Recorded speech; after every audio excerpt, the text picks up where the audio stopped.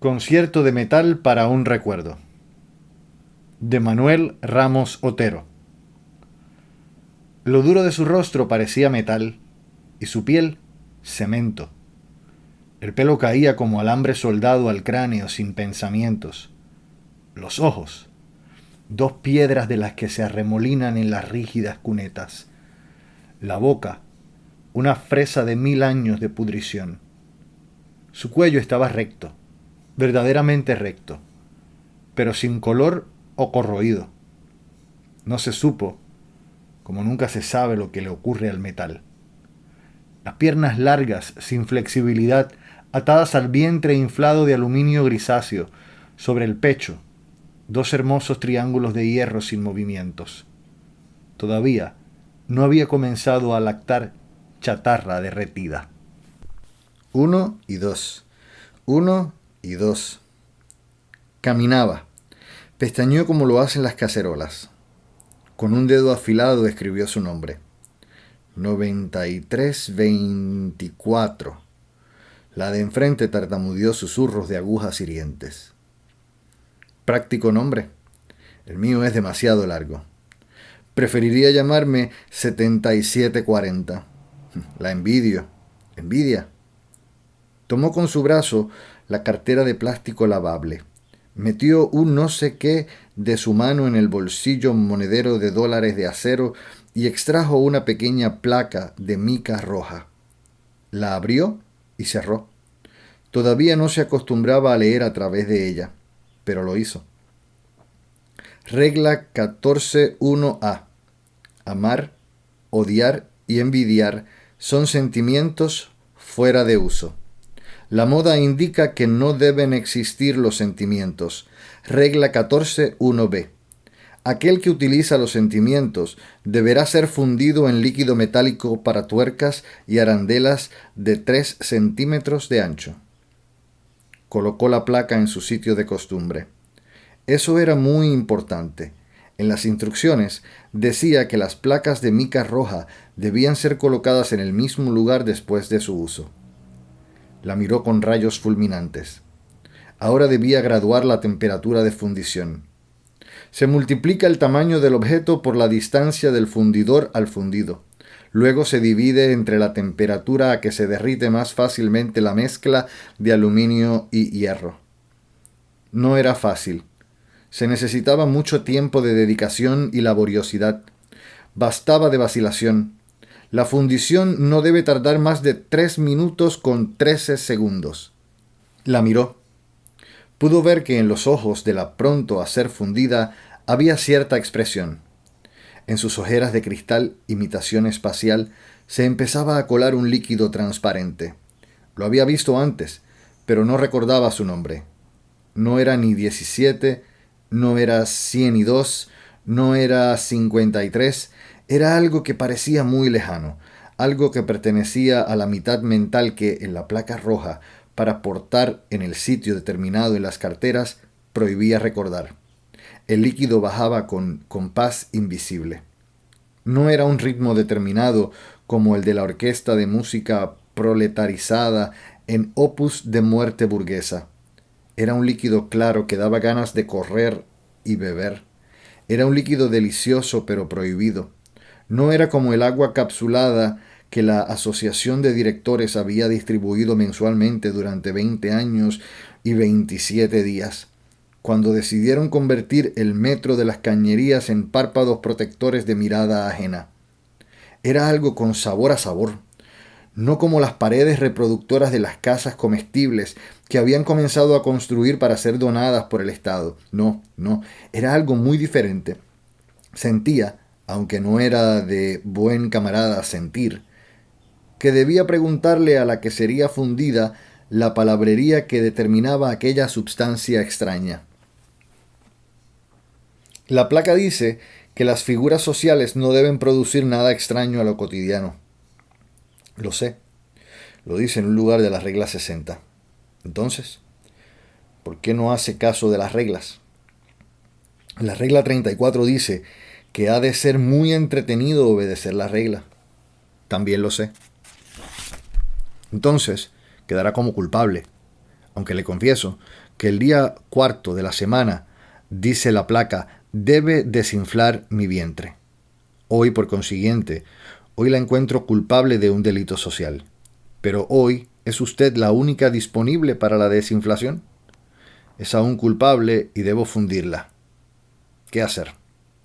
Mantúvose inmóvil un instante. No se debe pensar más de 1,5 segundos. Los pensamientos producen oxidación. Al dudar, refiérase inmediatamente al cuaderno de las reglas. Ayúdeme. ¿Qué número posee la regla de cómo tomar decisiones? La 158, pero no se moleste. La regla asegura que el respeto a las normas sociales debe anteponerse al cumplimiento de las necesidades individuales. Entonces debo fundirla. ¿Por qué lo habré olvidado? Porque ya comienza a reconocer las lágrimas. Lágrimas. Ah, sí. El líquido transparente de sus ojos. Es inevitable. Ya comienza a llamar el objeto por su nombre. ¿Qué trata de hacer? La regla 85. Estúpidas normas. Todo lo nuestro es estúpido. Se quedó en silencio. Aquel hierro dominaba el suyo. Debía obedecer. Aquella voz alumínica demandaba en su numeración y debía obedecerla. De pronto, sintió que debía hacer varias cosas. Debía fundirla, pero le atraían sus lágrimas. Debía desinflar su vientre.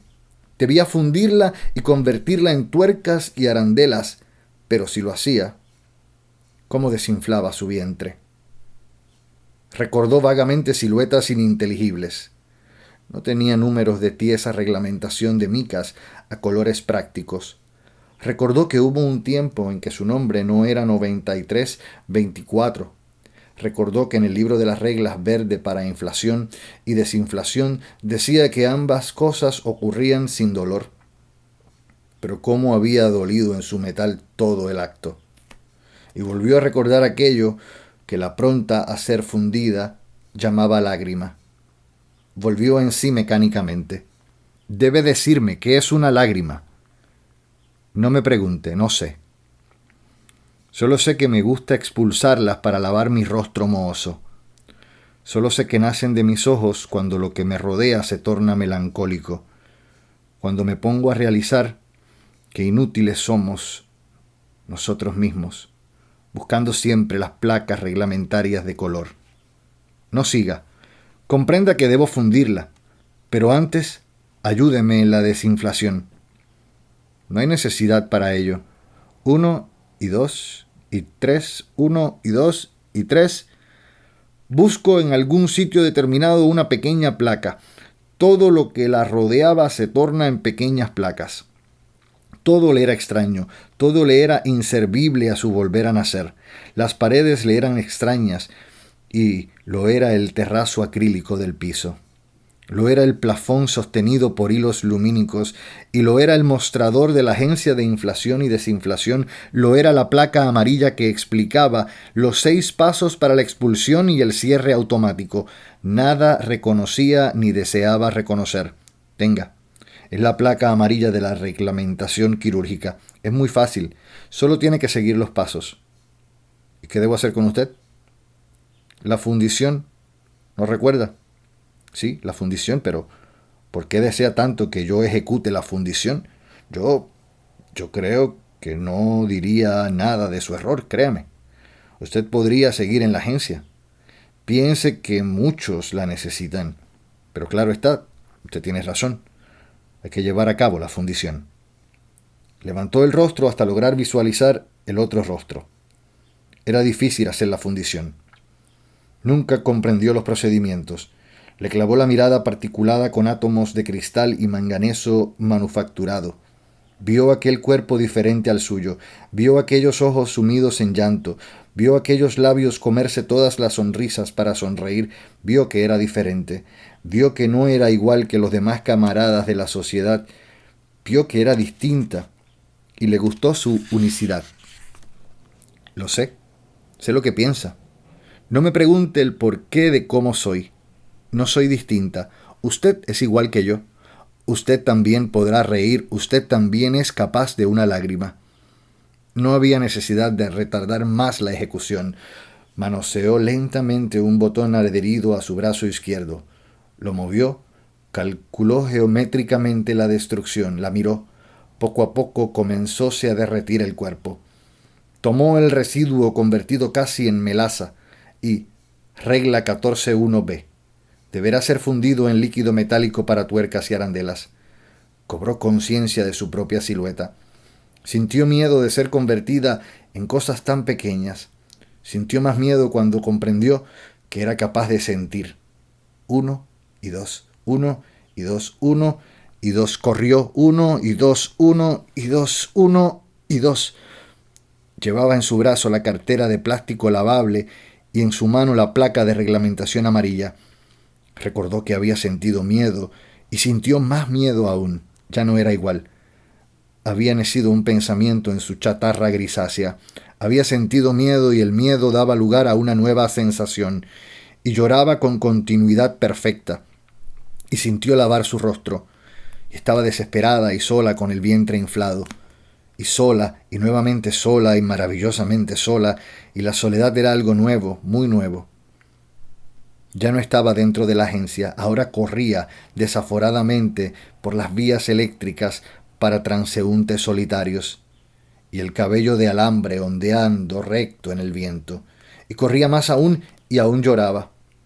Se sucedieron imágenes no recordadas mientras corría, y todo lo recordaba, y recordaba su nombre y los nombres de aquellos muertos, y mojaba el suelo con su llanto, y recordaba que el proceso de la inflación era otro, y recordaba que su boca había conocido la risa y recordaba los rostros. A su lado pasaban aquellos con el 1 y 2, 1 y 2, y no corrían. Todos eran iguales, asquerosamente iguales. Solo ella diversificaba la muchedumbre.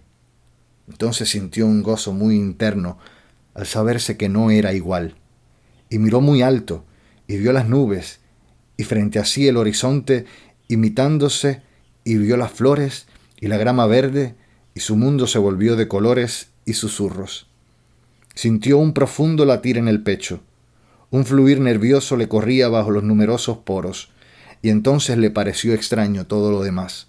Al mirar su cuerpo sintió asco de su metálica existencia, y mientras aspiraba a la naturaleza, se quedó estática. Lectura a cargo de Antonio Martel.